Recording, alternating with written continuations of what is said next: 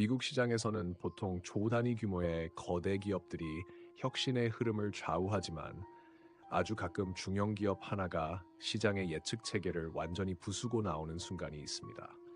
아이렌이라는 이름은 바로 그런 순간의 중심에 서 있습니다.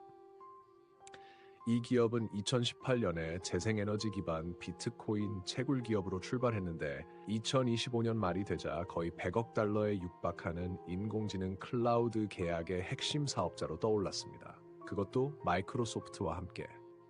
더 충격적인 건 이 변화가 GPU 공급이 극심하게 부족했던 시기를 뚫고 일어났다는 점입니다. 정상적인 인프라 조달 과정을 아는 투자자라면 누구나 느꼈을 겁니다. 이건 예상 밖이 아니라 아예 현실 감각을 흔드는 수준이라는 사실을. 이 상황의 비정상성을 이해하려면 먼저 업계의 정상적인 흐름을 떠올려야 합니다. 전형적인 비트코인 채굴 기업은 전력 계약을 조금씩 늘리며 세심하게 확장합니다. 몇 메가와트씩, 변압기 하나씩, 호스팅 고객 하나씩, 그리고 기업용 고밀도 인공지능 컴퓨팅 분야로 진입하려면 수년간의 인증 절차와 하이퍼스케일급 전력 설계, 2중, 3중의 광망 경로 확보, 그리고 단연간의 운영 실적이 필수입니다. 마이크로소프트나 아마존, 구글 같은 하이퍼스케일 기업들은 이런 조건이 부족한 업체에 대규모 AI 작업을 맡기는 일 자체가 없습니다. 수십 년간 데이터 센터를 운영해온 기업들에게 맡기는 게 시장의 상식입니다. 그런데 아이렌은 이런 상식을 단 하나도 따르지 않았습니다. 2024년 11월에 사명을 바꾼 뒤 겉보기에는 단순한 재브랜딩처럼 보였지만 그 속에는 완전히 다른 방향으로의 비약이 숨겨져 있었습니다. 게다가 2024년에 제기된 집단소송에서는 아이렌이 텍사스 차일드리스 부지의 진척도를 과장했다는 주장이 나왔는데 바로 그 시기에 아이렌은 같은 부지에서 건설을 더 가속했습니다. 그리고 무엇보다 충격적인 건 그 와중에 고성능 엔비디아 GPU를 업계 상식으로는 설명이 안 될 정도의 속도로 확보해 나갔다는 점입니다. 2025년 중반이 되자 아이렌은 23,000개가 넘는 GPU를 보유하게 됐습니다. 그것도 최신 블랙웰 계열까지 포함해.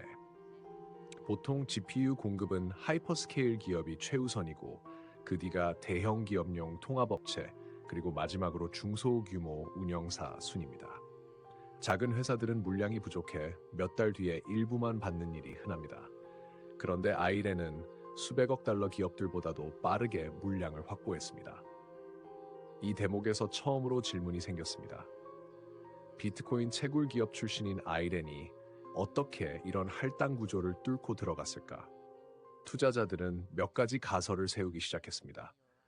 혹시 아이렌이 시장이 알아채기 전에 장기 선구매 계약을 걸어둔 게 아닐까? 혹은 당시 북미 전력 시장에서 드물게 즉시 확장 가능한 전력을 갖고 있었기 때문에 우선순위를 받은 건 아닐까? 더 나아가 어떤 투자자들은 조용히 말했습니다. 어쩌면 하이퍼스케일 기업이 이미 오래전부터 아이렌의 역량을 검증해왔던 것 아니냐고. 이런 가능성이 사실이라면 GPU가 공급된 속도를 설명할 수 있습니다. 기존의 공식 배분 순서와 전혀 맞지 않았기 때문입니다. 그러던 중 2025년 10월 사태는 더욱 이상한 방향으로 흘렀습니다. 아이렌이 약 19억 달러 규모의 제로 쿠폰 전환 사채를 연달아 발행한 겁니다. 제로 쿠폰 전환 사채는 흔한 금융수단이 아닙니다. 이자를 주지 않는 대신 기업의 미래 주가 상승 가능성에 크게 의존하는 구조입니다. 이런 도구는 보통 기업이 장기 확정 매출이 확보되어 있을 때 사용됩니다. 정상적인 순서라면 기업이 대형 고객 계약을 먼저 확보하고 그 다음에 자금을 조달합니다. 그런데 아이렌은 이 순서를 완전히 뒤집었습니다. 아무 발표도 하기 전에 먼저 돈을 끌어왔습니다. 이 순서는 일반적이지 않기 때문에 당연히 의문을 만들었습니다. 누군가 이미 큰 사건을 알고 있었던 것 아니냐는 의문을. 그리고 마침내 2025년 11월 그 사건이 드러났습니다. 아이렌이 마이크로소프트와 5년간 약 97억 달러 규모의 인공지능 클라우드 계약을 체결했다는 사실, 그리고 약 20%는 선지급으로 받는다는 구조. 하이퍼스케일 업계에서는 보통 단계별 검증이 끝나야 돈을 지급합니다. 설비 가동 단계, 전력 연동 단계, 통합 검증 단계마다 분할 지급이 일반적입니다. 선지급은 구매자에게 위험을 넘기는 구조라서 경력이 부족한 운영사에게 이런 방식으로 돈을 맡기는 일은 거의 없습니다. 그런데 마이크로소프트가 아이렌에게 그걸 했습니다. 더 충격적인 건 그 모든 작업이 차일드리스 부지에서 진행된다는 사실이었습니다. 그 부지는 앞서 소송에서 지적받았던 바로 그곳입니다.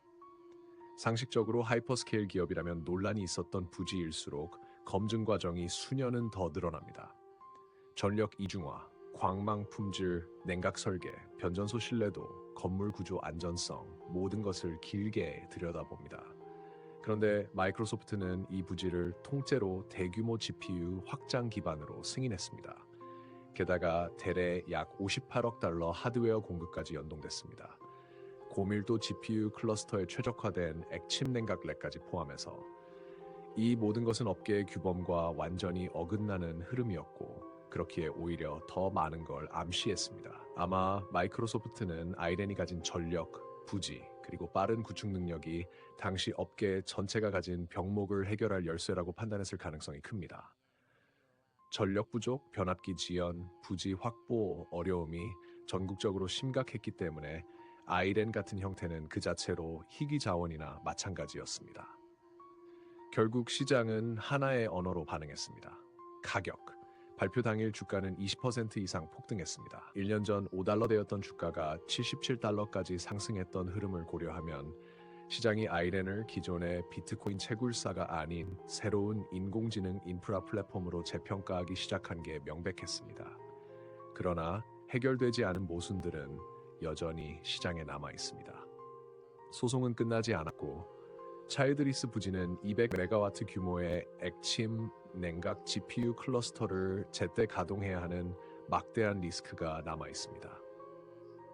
제로 쿠폰 전환사채는 희석 문제를 예고하고 있고 앞으로의 가치는 결국 아이렌이 2026년 이후에 비트코인 채굴 매출보다 인공지능 매출을 더 많이 만들어낼 수 있느냐에 달려 있습니다. 그리고 이 지점부터가 이 이야기가 진짜로 중요한 이유입니다. 의심받던 부지가 이제는 북미 최대급 인공지능 배치의 중심입니다.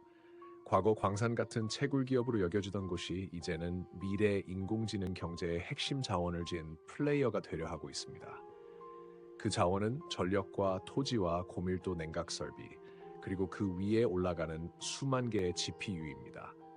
이를 제어하는 기업은 인공지능 산업의 기반층을 장악하게 됩니다.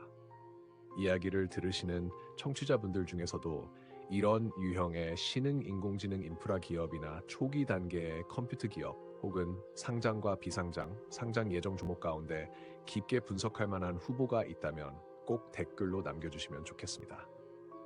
여러분의 댓글이 다음 조사를 결정합니다. 그리고 시청과 구독, 좋아요, 댓글, 그리고 영상을 외부로 공유해주시는 열성 청취자분들께 진심으로 감사드립니다. 더 좋은 콘텐츠로 반드시 보답드리겠습니다.